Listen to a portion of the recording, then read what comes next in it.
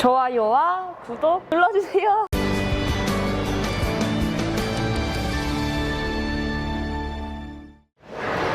이완 대리, 그때 자료 준비하라고 했던 거 준비했나? 네, 준비했는데. 어디 보자. 자, 여기 보시면 올해 프로테스트를 받는 이완 대리가 프로테스트를 받기에 앞서 궁금한 질문들을 이렇게 한 14가지가 되는데요. 제가 오늘 이거를 가지고 작년에 테스트를 받았으니까 진솔하게 한번 해답을 드리도록 한번 해보겠습니다. 가시죠. 지금 보시면 프로테스트를 받는데 궁금한 사항 14가지가 지금 정리가 되어 있습니다. 그래서 제가 질문을 읽으면서 이거는 지금 아마 이완 대리가 아마 여기저기 프로테스트 받는 동료분들한테 아마 질문을 제가 받은 걸로 알고 있는데 제가 분명히 이 내용들이 해답이 되는 사람들이 많이 있을 거라 생각을 합니다. 자, 첫 번째는 프로테스트 보는데 총 비용이 얼마나 들어갑니까? 입니다. 저 같은 경우는 볼링공만 사실 9개를 준비를 했습니다. 볼링공 9개 준비를 했고 볼링공만 들어가는데 거의 200에서 250만 원 정도 들어갔어요. 들어갔고, 그리고 이제 프로테스트를 받을 때는 프로볼링협회에 입금해야 될 돈이 있죠. 40만 원 정도. 그러면 거의 한 260만 원 정도. 그리고 왔다 갔다 교통비까지 하면 300만 원 정도 들지 않았나 라는 생각을 합니다. 근데 그 공 9개 들어가셨다고 하는데 그거는 왜 9개나 들어가요? 볼링공의 수량은 중요하지는 않고 이제 저 같은 경우는 사실 프로라는 데뷔를 처음 해보는 거라 두려움도 있고 걱정도 많고 그래서 변화되는 레인에 따라서 볼링공을 사실 준비를 했거든요.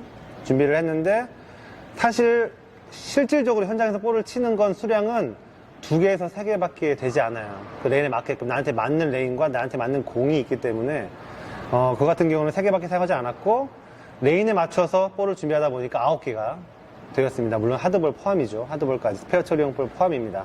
그래서 9개가 준비를 한 것이죠. 그래서 돈이 300만 원 가까이 나왔다는 것도. 쓰시는 건 2-3개밖에 안 된다 했는데 9개까지 아니에요. 5개 정도만 준비해놔도 충분하거든요. 좋은 질문이네요. 준비성이 필요하고 준비가 완료된 자한테는 기회가 찾아온다. 이런 말 혹시 압니까? 어떤 상황이 벌어질지 모르기 때문에 항상 우려에 대한 사항들을 준비해서 볼을 준비해 놓는 게 마음의 안정도 되고 자신감도 생긴다라는 거. 일단 내가 준비할 수 있는 모든 상황에 대해서 볼을 준비하시는 게 최고로 좋습니다. 두 번째, 프로테스트 환불 관련 1차에서 떨어지면 접수비 절반을 환불해 주나요?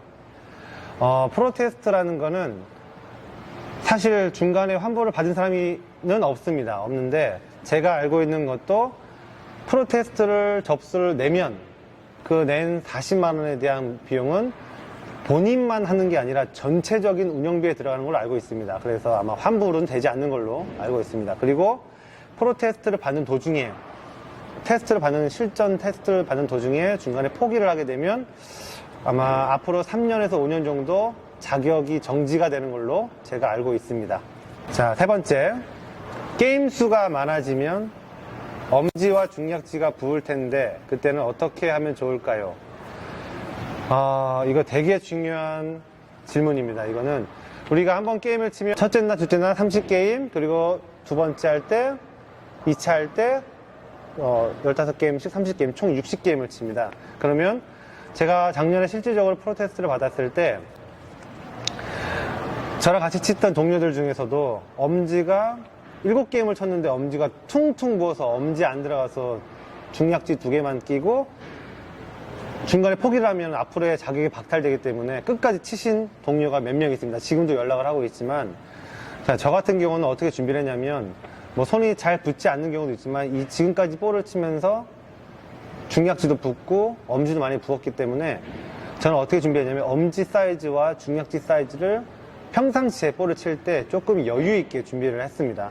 15게임을 치더라도 손이 좀 붓더라도 타이밍 테이프로 조절할 수 있을 정도의 사이즈를 정했고 중약지 인서트 같은 경우도 오발 인서트로 붓든 안 붓든 사이즈를 감당할 수 있을 정도의 사이즈로 바꿔서 도전을 했었고요. 실질적으로 작년 테스트 받았을 때 상위권에 전혀 손에 지장을 받지 않게끔 일관성 있는 투구로 상위권으로 프로테스트를 합격을 했던 그런 좋은 추억이 있습니다. 그래서 요점을 정리하자면 엄지 사이즈와 중약지 사이즈는 헐겁게 하라는 게 아니라 내 사이즈의 타이밍 테이프를 여러 가지 붙였을 때의 기준으로 조금 예를 들어서 1 사이즈다 그러면 2.5에서 3 사이즈로 만들어 놓고 타이밍 테이프를 조절하는 습관을 가지면 어차피 평상시에 볼을 연습할 때도 엄지의 마찰 때문에 손이 계속 붓게 돼 있거든요. 그런 식으로 맞춰서 조금 여유 있게 쓰시는 걸 추천을 드립니다. 그러면 15게임을 치고 30게임을 칠 때 중간에 엄지가 안 들어가고 중약지가 안 들어가서 고생하는 경우는 아마 많이 적지 않을까 싶습니다. 자, 그 다음 네 번째, 컨디션 관리 팁. 아침 일찍 일어나서 아침밥을 꼭 먹고 그리고 스트레칭과 몸을 풀어주셔야 돼요. 무조건 풀어주시고 일찍 깨어 있어야 됩니다.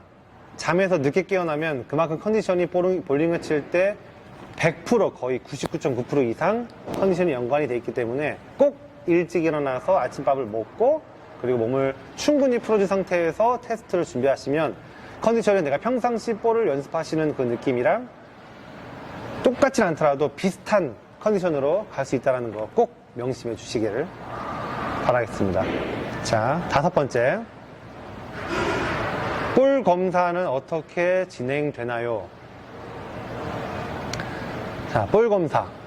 볼 검사 같은 경우는 우리가 프로 테스트를 받기 위해 현장에 도착을 하면 프로 볼링 협회 이사님들이나 프로 볼링 협회 관련된 분들이 다 준비가 되어 있습니다.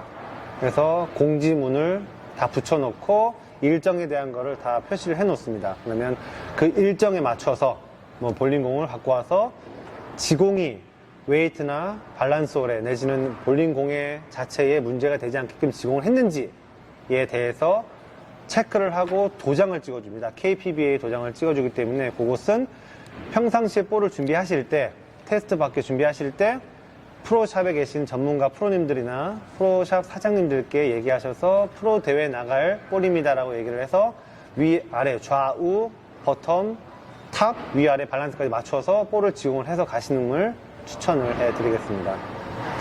자, 그리고 6번 나와 있는데요. 테스트 중간에 포기할 수 있나요? 아까 말씀드린 것처럼 포기할 수는 있습니다.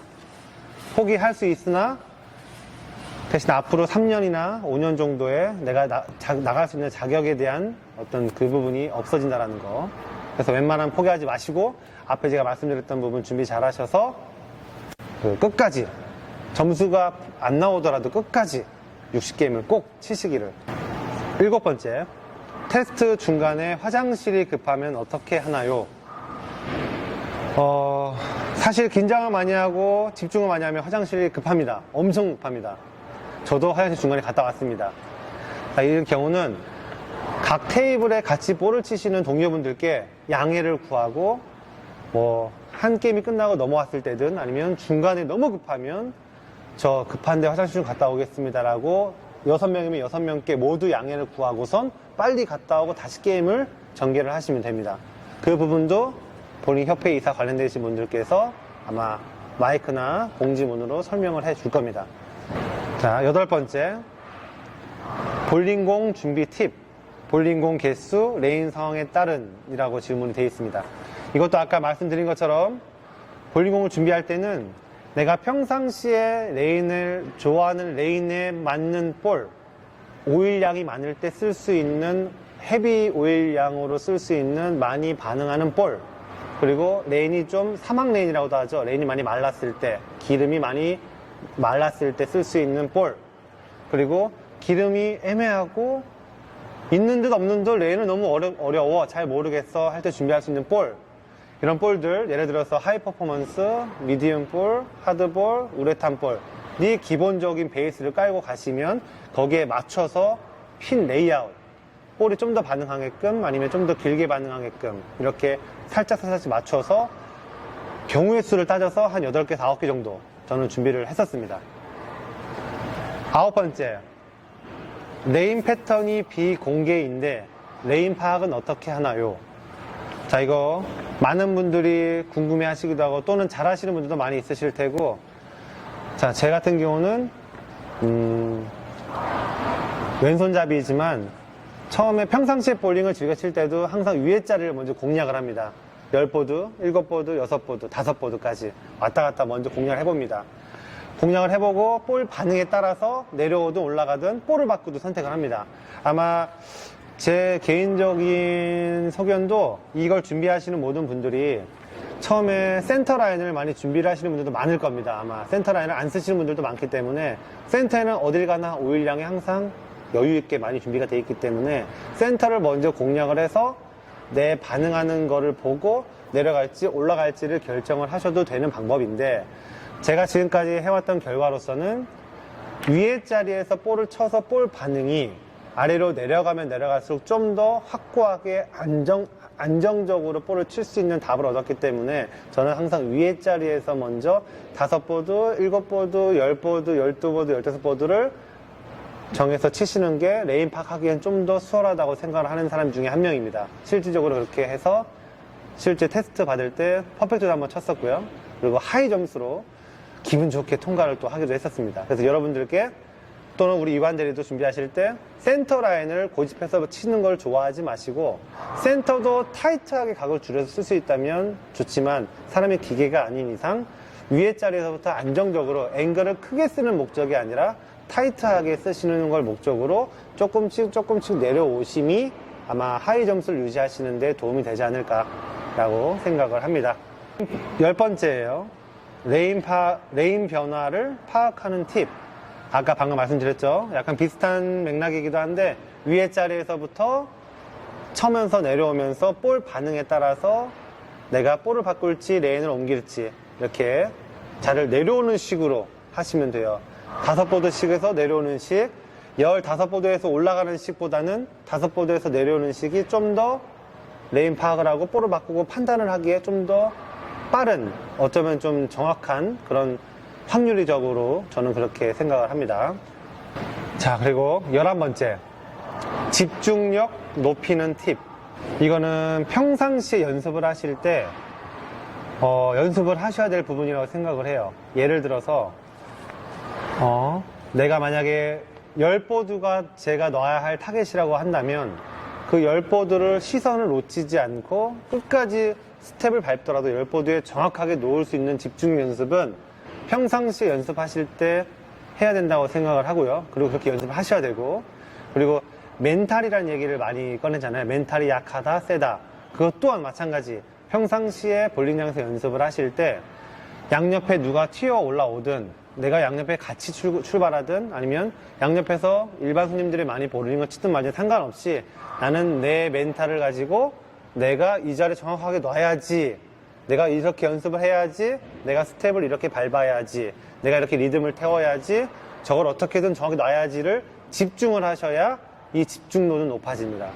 이거는 절대 남이 올라와서 궁시렁댈 게 아니라 내가 못 치는 거예요, 내가.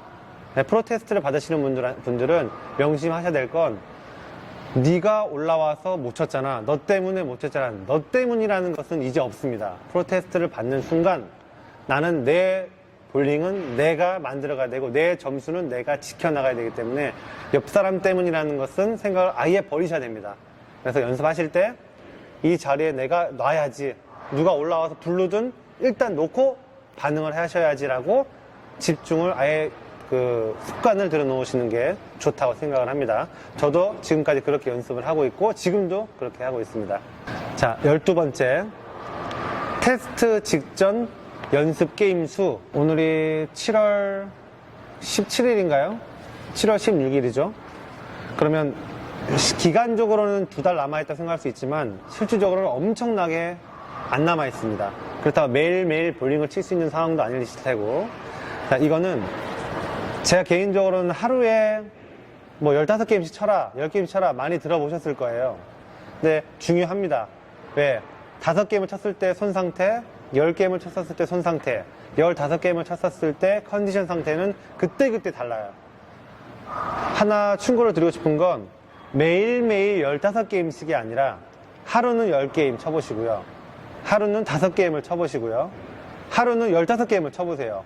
그러면 기간을 한 달에서 한 달 반 남겨놓고 그렇게 준비했었을 때 내 변화되는 모습을 볼 수 있습니다. 그때 엄지 붙는다라든지 중량치가 붙는다라든지 몸이 너무 처진다라든지 몸이 떨린다든지 집중이 안 된다든지 그런 거를 감안해서 그럴 때마다 준비를 해야 되겠구나 해서 노트에 잘 적어 놓으시고 그때그때 하나씩 준비를 하심이 아마 테스트 받으실 때 높은 성적을 유지하시는 데 도움이 될 거라고 생각을 합니다.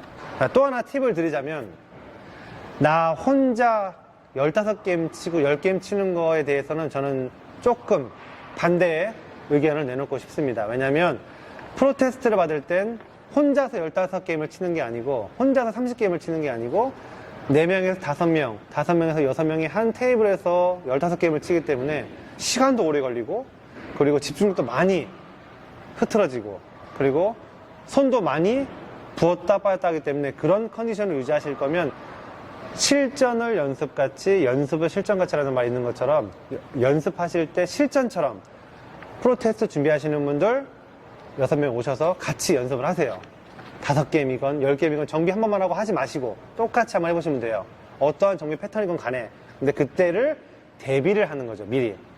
만약에 프로 테스트를 받으시는 분들이 그렇게 연습을 어떻게 합니까? 라고 만약 말씀하시면 저 유니온 볼링장에 오시면 제가 맞춰서 준비를 해드리도록 하겠습니다.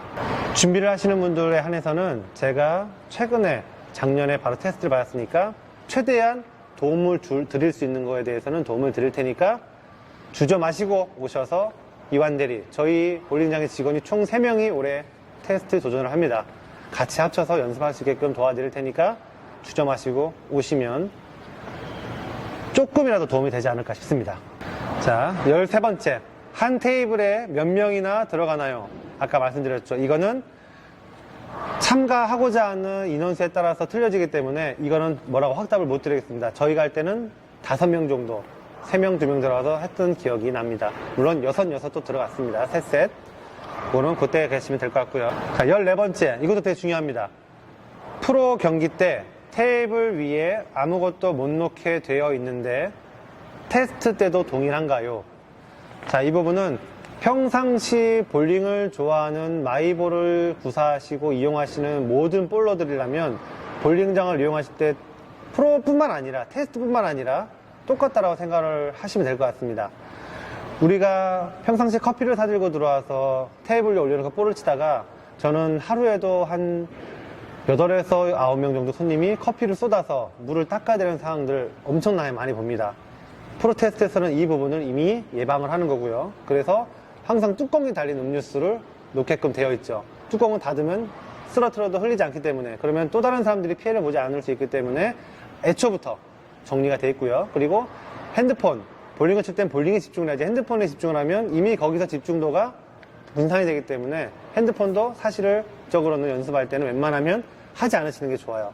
15게임을 치더라도 한 게임을 치더라도 그 게임에만 집중할 수 있게끔 집중을 하시면 좀 더 집중도가 올라가고 도움이 많이 되실 거라고 생각을 합니다. 그래서 테이블은 웬만하면 내가 할 수 있는 타이밍 테이프나 퍼프볼, 볼타월, 그리고 액세서리 박스 정도까지는 아마 허용이 되는 걸로 알고 있고, 우리 테스트를 준비하시는 모든 분들도 다른 볼링장에서, 지금 사용하시는 볼링장에서 이용하실 때도 이미 그렇게 습관을 들여놓으세요. 습관을 들여놓지 않으면